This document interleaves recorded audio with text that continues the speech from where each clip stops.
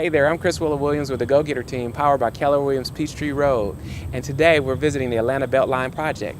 We're on the West Trail located at the intersection of Westview and historic West End neighborhoods. Now this project is transformational and is cutting through 45 different neighborhoods throughout the inner city of Atlanta. It's 22 miles of old rail corridor that have been transitioned into walking trails and hiking trails.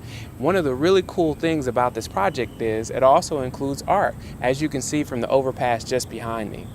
One of the initiatives of the city of Atlanta is to really embellish upon the art and the local talent, and so they've invited many designers to come out and install exhibits throughout the Atlanta Beltline. If you're on the West End Trail, one of the really cool things you can see is also an installation currently in 2018 that's dedicated to the civil rights movement. Now this project is transformational and is causing many home prices in the area to spike. If you drove the neighborhood, you see many renovations.